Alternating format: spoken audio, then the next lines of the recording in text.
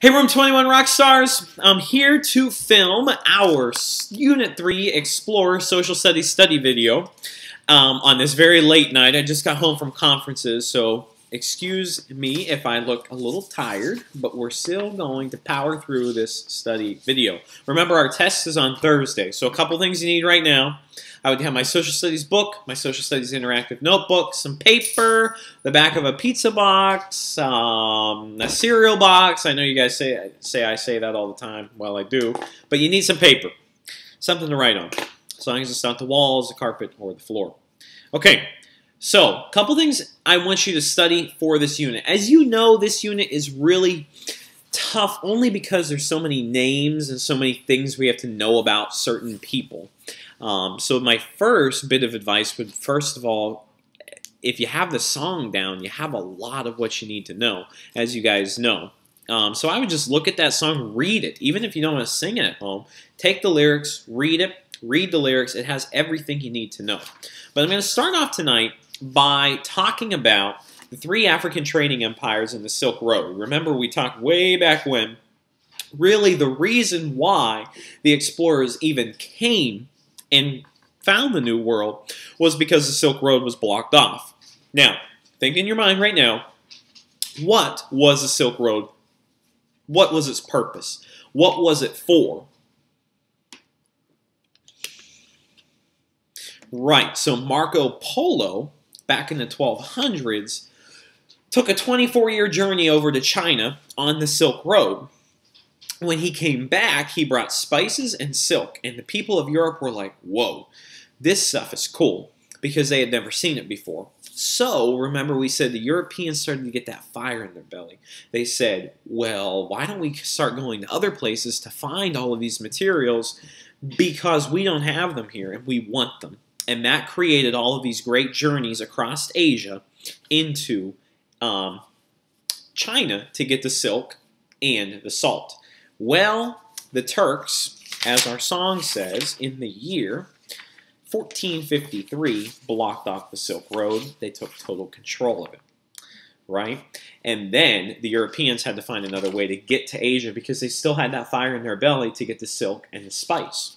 So to get there, they said, well, we're going to do a little bit of sailing. So first up, we had Portugal. Now, we're going to come back to that in a second. Right now on your sheet of paper, I just want to talk about the three West African trading empires and really why they were important, the order that they came in. Remember, they came in sequence. So right now on your sheet of paper, create a timeline. Okay, it can be vertical, it can be horizontal. Here's mine. Okay, now I'm not interested in years really. I mean, you can start off. It was about 750 A.D. and it went up to about 1400. Okay. Now, if you think back to our song, the three West African trading empires are in order. They come starting with Ghana, Mali, label this on your timeline, and then Songhai.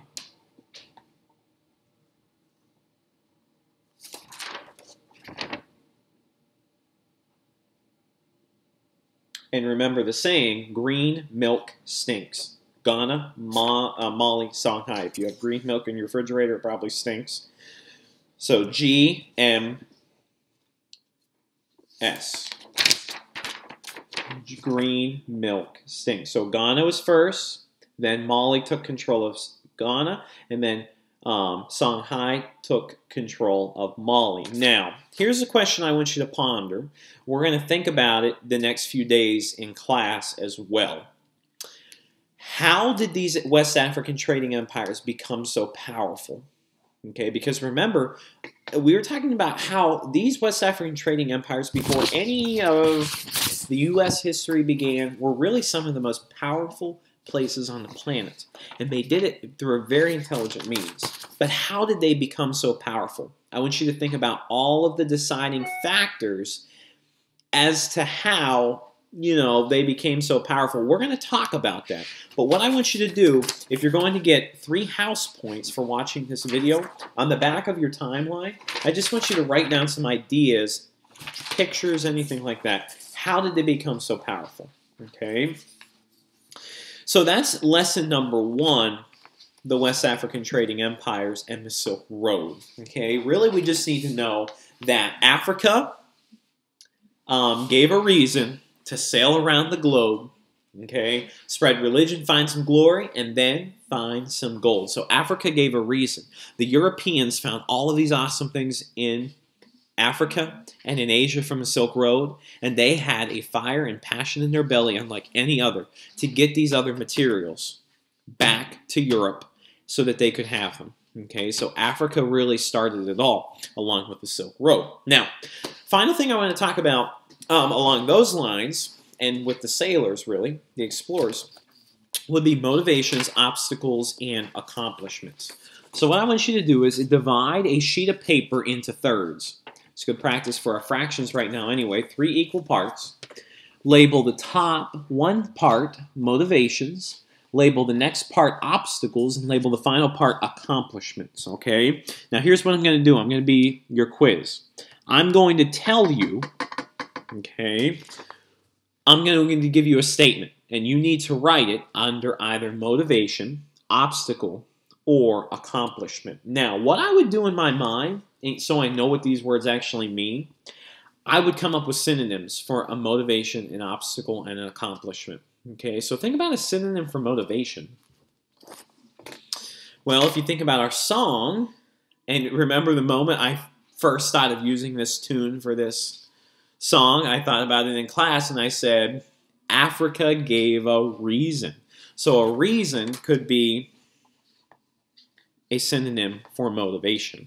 If you're motivated about something, you really are excited about doing it. Okay? Now, an obstacle. Here is where I think about PE, and I think about an obstacle course. This is something that gets in the way, a hazard.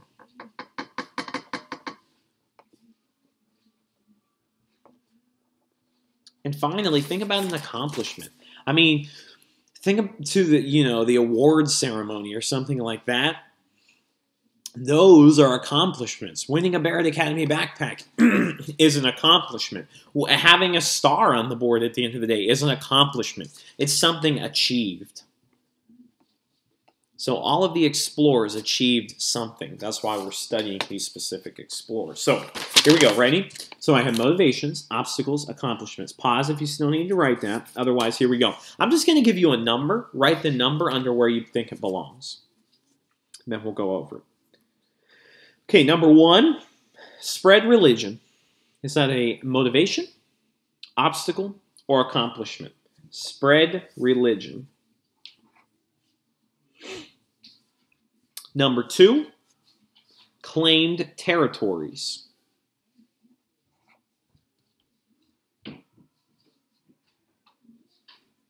Number 3, improved navigational tools and ships.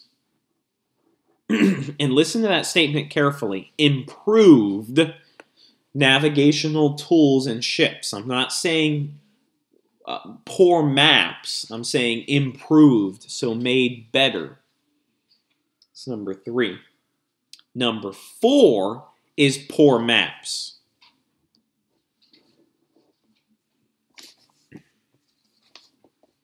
Number 5 is a competition for power. The competition for power. Number 6 is the fear of the unknown. Didn't know what was out there, the sea monsters in the ocean.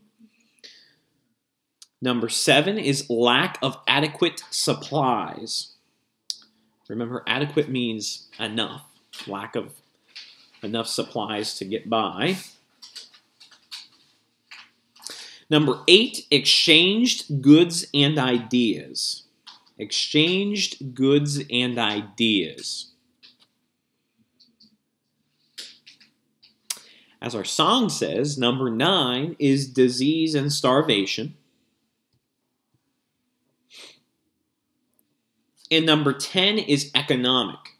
Gold, natural resources, and trade.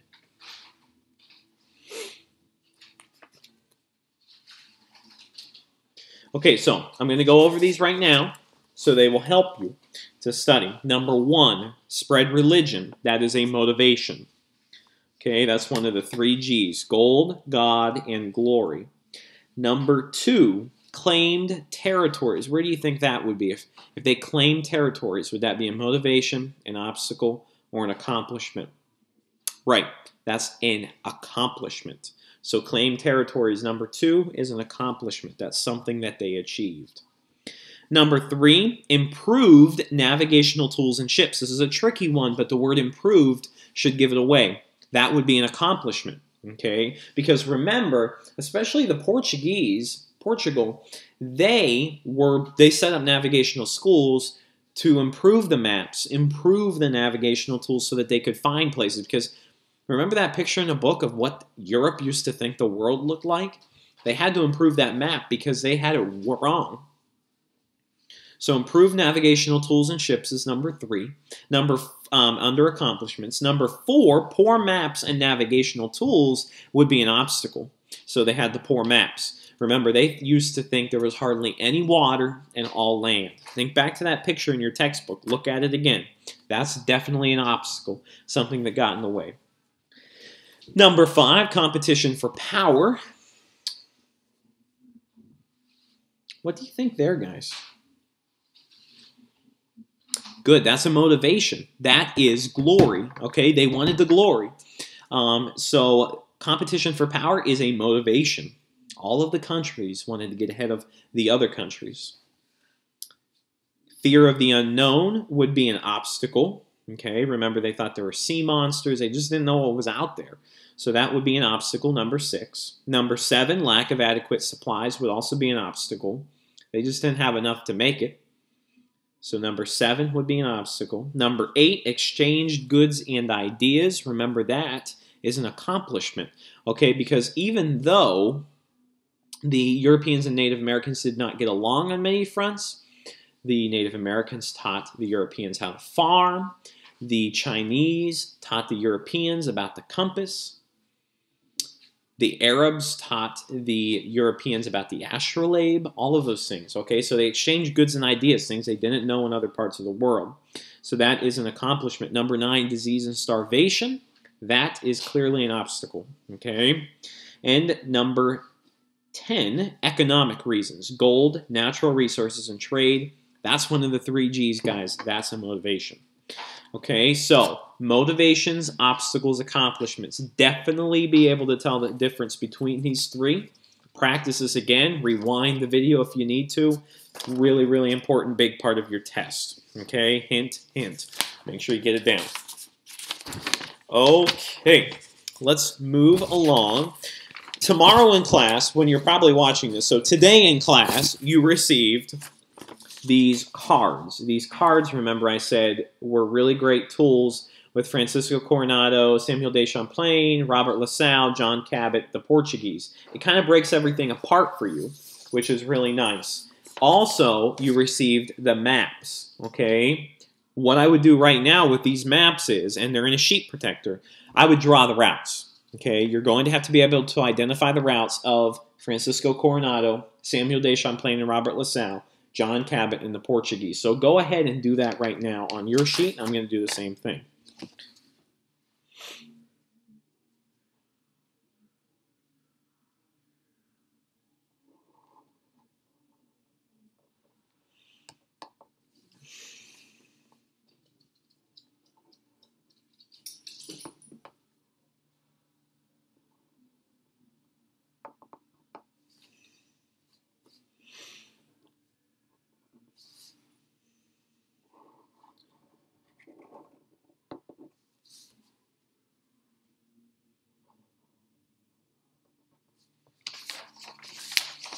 Okay, guys, so here's what I was able to come up with. So we have Francisco Coronado from Spain. He came from Spain, came down through the Gulf of Mexico, he claimed land in the southwest USA. He came up through Mexico. Remember, the Spanish were really they claimed a big portion of Mexico. And what was Francisco Coronado looking for? You're right, the 7 golden cities. Did he find them? No. But he claimed the southwest USA for the Spanish. Okay, John Cabot from England. Let me move this up so you can see it. He came from England, over here in Europe, sailed across just to the eastern shore of the United States and right along here in eastern Canada. And he actually set up the claims for England later, right along the east coast of the U.S. and the 13 original colonies, which we'll be talking about in our next social studies unit. Now, if we come over to the Portuguese, obviously you probably could tell that this was a different map. This is Africa, the continent of Africa. They came from up in Portugal, which is right by Spain, remember, the whole way around Africa to Asia. And finally, we have Samuel de Champlain and Robert La Salle. They're both from France, remember. Here's a tricky one. Okay, and I labeled them S for Samuel and R for Robert. They both came from France. Okay, Samuel de Champlain stayed up in Canada. He set up the territory in Quebec. So he came across and just stopped kind of by the Hudson Bay in Quebec, Canada. Okay, Robert La Salle, he sailed down the Mississippi. Robert La Salle sailed. It's kind of how I remember it, La Salle sail. He sailed down the Mississippi and claimed the entire Mississippi River Valley for France. And remember how you guys were like, whoa, that's a huge claim for France. Okay, so I'll move this up for you really quickly and hold it there. I would practice this a couple of times so that you can identify the routes. Okay, big, big, big, excellent study tool. Okay, here's what I'm going to have you guys do next, which is also going to be another great study tool as well. Take another sheet of paper, and in the center, we're going to kind of make a web today. I'm going to write explorers. Okay, so do that right now. Now, you're going to have 4 arrows coming off. Watch what I do, guys. We have 4 major countries. Okay, so list the major countries with me. Spain, we have England, we have Portugal, and we have France. Okay, now, these countries were all in competition with one another to claim land, okay, to get gold, to find glory, to spread religion. What I want you to do under each of these countries is write their accomplishment. What did they accomplish by making it to the New World? So that's what I want you to do right now. So think about Spain, Francisco Coronado. Maybe I'll even write Francisco Coronado to help me relate those. Francisco Coronado. Now, what did they claim? Oh, like the song says, they claimed the Southwest. So above, I would write Southwest. Now, also remember with Spain, this is a big one. Okay, who had the first permanent settlement in the USA? Right, that was Spain. What state was it in? Florida, yes. So Spain, first permanent settlement in North America by anyone was Spain in Florida. St. Augustine, to be exact. So they had the first permanent settlement, first permanent European settlement in North America. So here's what I'm writing so far. So Spain, I connect Francisco Coronado. He claimed the Southwest USA. And Spain also settled the first permanent settlement of any European in North America, and that was in Florida, in the city of St. Augustine. Okay? So what I want you to do is do the same thing with England, Portugal, and France. Okay? So write down the explorer they relate to, and what was their accomplishment? What did they lay claim to? Go ahead and pause the video for a little bit and continue your web, guys. And then in a second, I'll bring this up so you can see how you're doing with that. Okay, so here is my final web, guys. As you can see, Spain claimed the Southwest USA, and they had the first permanent European settlement in North America ever in St. Augustine, Florida.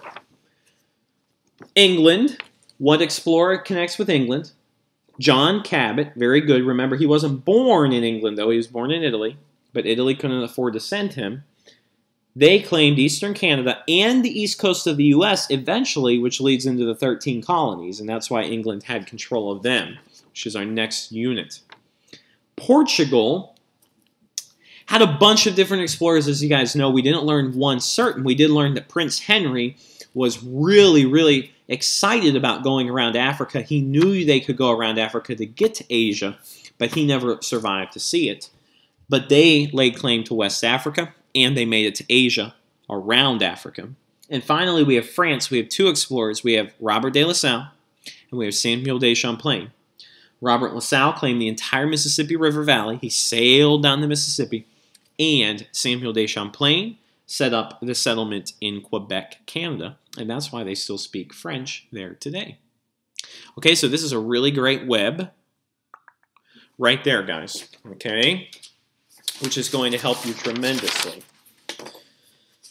Tremendously. Now, let me see. I have the test right in front of me, guys, so I'm just making sure we've covered everything. The other major thing that I really want you all to focus on when you're studying would just be the interaction between the Native Americans and the Europeans. And you know it's in our song, but I really want you to talk about that. And here's how I want you to talk about it. Okay? We talked about two types of interaction. We talked about cultural interaction, and we talked about economic interaction. So on a sheet of paper, what I would literally do is write economic interaction. Can divide it in halves. In the other half, I would write cultural interaction.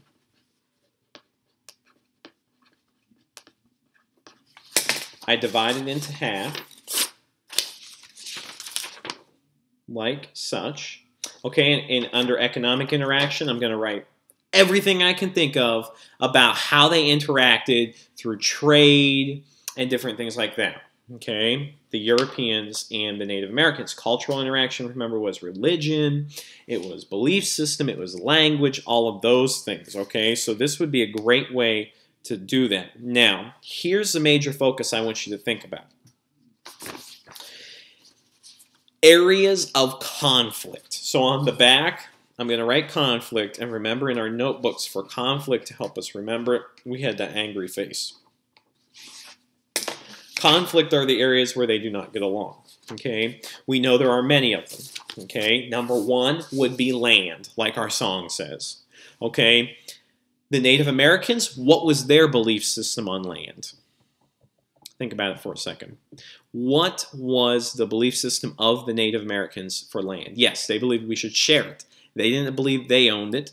They didn't believe the Europeans owned it. They were okay with the Europeans coming over and sharing, but when they started to take it away from them and saying they claimed it, that's when they got angry. Okay, now the Europeans, what was their belief system on land?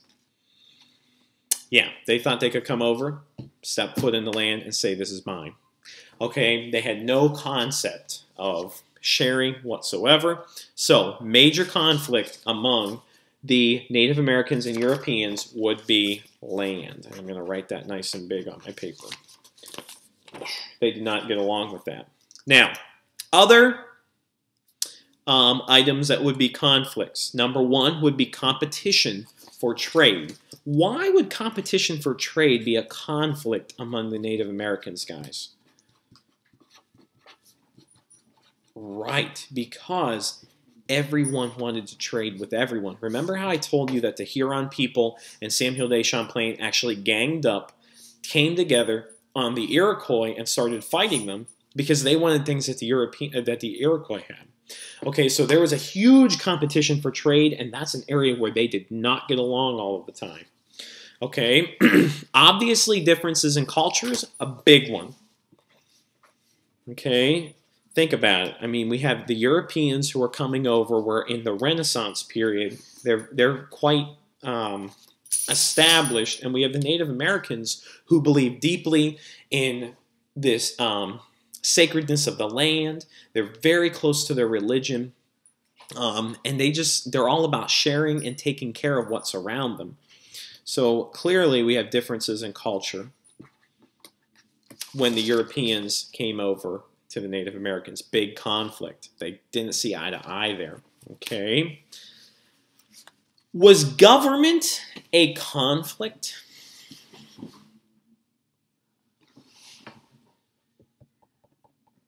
No. Good. Because really, the Europeans had no government when they came over here. They were just about gaining power and land. They weren't really worried about setting up a government. So that really wasn't a conflict. The two final conflicts, number one would be disease. Obviously, when the Europeans came over, the Native Americans were not immune to their diseases. Remember how we said that their immune systems had never come in contact with those diseases before because the Europeans and Native Americans never had contact before in their life. And then they come over, bring these diseases. The Native Americans cannot get better because their immune system didn't know how to attack that virus that was coming into them. So disease would be a conflict. And finally, the language differences. Like our song says, your language must freeze. They all spoke different languages, so you can imagine that was a huge conflict. I'm sure the Europeans were not happy because they could not communicate with the Native Americans. Okay, so big time area to study with your areas of conflict, guys. Okay, once again, like I said, study your routes and you'll be solid.